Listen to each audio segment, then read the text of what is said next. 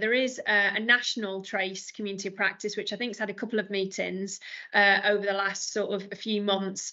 And what is there that we can learn from that network in our regional approach? What is there that we can glean from your early, the first few meetings that have been there as well? Yeah, absolutely. So just for a bit of context, our Trace National Community of Practice was set up really to bring people together, in terms of working with different sectors and different organisations. It became really clear that whilst there are distinct challenges in particular organisations or sectors in relation to embedding a trauma-informed approach in their organisations, there were actually a lot of similarities as well in terms of challenges, in terms of kind of buy-in from leadership, in terms of, the how do we do this, how do we take this toolkit and evidence what we're doing is working. So we brought together kind of people who we'd either been working with quite intensely, but also those who'd expressed an interest in our trace toolkit and kind of wanted us to come in and help them to start the journey. So we took the decision to kind of bring them together in this community of practice. And you talked earlier about your priorities for your social prescribing community practice.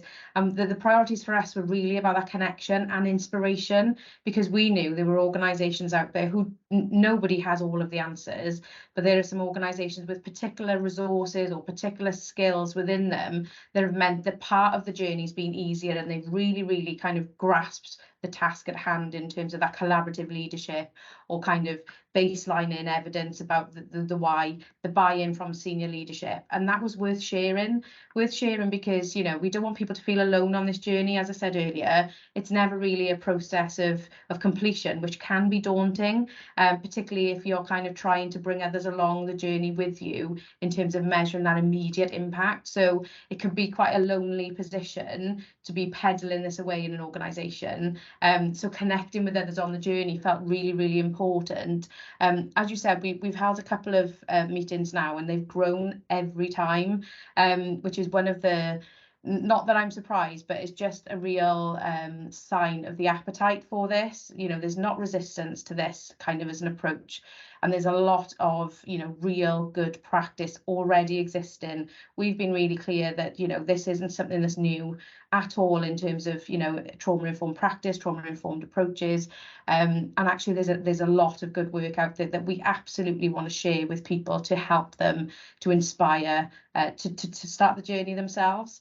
One of the things that has been most beneficial, we do check in with participants who come along to the meeting to check what they found most useful from those meetings as learning for you, and that has come through really strongly. They've appreciated hearing from others in the organisation without that kind of fear of, oh, I'm not quite doing this right, and being able to ask those questions in a safe environment, albeit it's a large audience, but everybody comes with that same kind of empathy for each other in terms of the process that they're going through.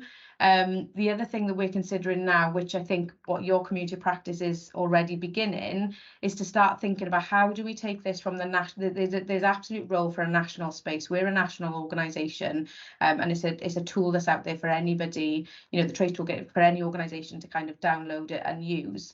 So there is that space for that national learning where we are really trying to highlight and identify additional tools that we can co-produce with interested parties or organisations who have a particular kind of skill for this. So we are kind of really driving home that kind of come together with us and help us to create a tool which is going to make this easier, not just for you, but other organisations who might come after you. We are thinking about how, the benefits of doing it more locally or regionally. People still want that human connection. They want to come together in person. I certainly feel it when I'm around people with like-minded people in a room. It's so energetic and it's so much more productive when you're thinking about that creative space. So that came up in our last meeting around how do we do this? Can we connect in person? And obviously as a national kind of drive, that's a real challenge to bring everybody. No location is perfect for everybody when you're thinking about an all Wales meeting. So we're really, I know you're looking to us for learning, but we're actually really looking to you as well in North Wales, not least for the amount of activity that's going on in North Wales. It really is amazing the amount of practice in this area. but being the first kind of regional community practice on this, we are looking to you for learning that we can share back through the national community practice to be able to inspire again. How can this be taken forward in other regions, and what the benefits might be for connecting at that, you know, regional level and feeding back into the national community practice. So we're looking on, you know, keenly to how we can promote that and get others to follow suit, really. That's brilliant, thanks, Nat. And obviously this community practice now is a lot of it's connected into the public service boards as well, and the work we do in that space across the region, and that's where I think it gets real roots, and that's where we get systems change, which is absolutely what we want to see. So on that note, I mean, it does remain to me, it's always a joy to work with you, and it's been a joy for the years that we have been working together, and it's grown amazingly, the work together that we've done. And I think, so I just want to say a massive thank you from myself and the team and the university of being so open, and the partnership has been incredible, and I feel very lucky to work with you. So the final word is to you guys, really, and it's what would be your key message or ask to the audience in our community practice in the region? And we'll absolutely feedback that learning, Nat, because that's what we're all about. But a word or an ask that you want us to contemplate or consider. So I'll go to Jo first. Okay. So I think we still have work to do in terms of who are the people that are still excluded from these conversations.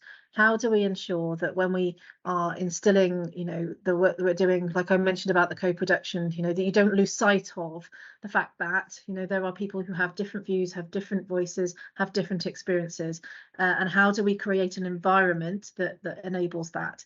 And one of the things I keep saying at the moment, it's my latest phrase.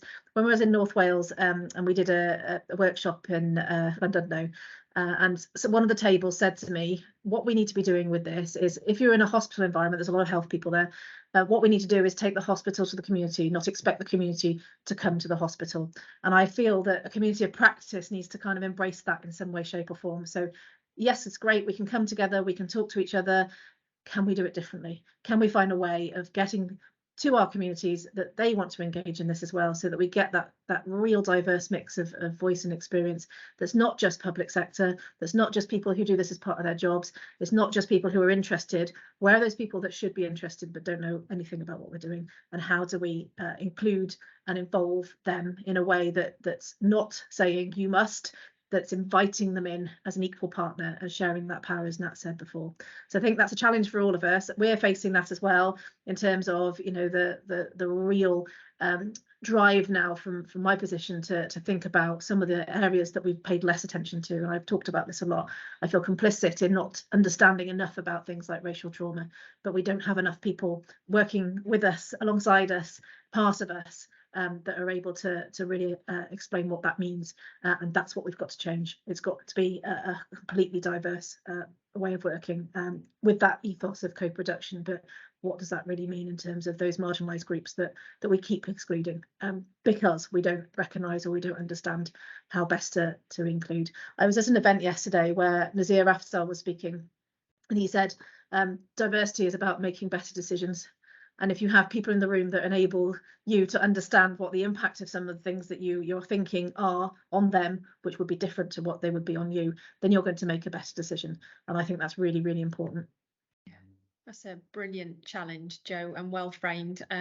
We will do our best to explore that. Thank you, Jo. That's incredible. Nat, what's your reflections? I don't know, I'm going to follow that, because I just say what she said. But no, I think the other area for us that we're really keen to explore, and if there's a way of, as you said, your community practice is really grounded in the public service boards, and that kind of whole system. I'm really interested, as are we all, in how we move this beyond individual organisations or sectors and connect things, connect the dots, connect the services, so that our system, no matter where anybody tries to access a service or a community space, they are getting the same consistent kindness and compassion. How we do that seems to still be the tricky question. I think we talk about whole system approach in a lot of different spaces, but really understanding again to the roots of what that means and the impact that it can have really does remain a question for us. I think we're doing a lot of work this year. We've committed to with the steering group around impact and outcomes. What does it mean in the short, medium and long term to commit to this approach? and that whole systems question still has a big question mark for me. So how do we go and how do we connect the organisations to make that kind of seamless transition between services? How do we address some of the specific issues linked to a whole system approach? And yeah, you're in a prime position to do that, as you said, with the setup of your community practice. But as I said earlier, the appetite, particularly in North Wales, across multiple sectors, and even the community kind of interest, really does place you uniquely to, if you can, try to help us to kind of navigate some of that. That's a challenge I'm sure we'll grapple with.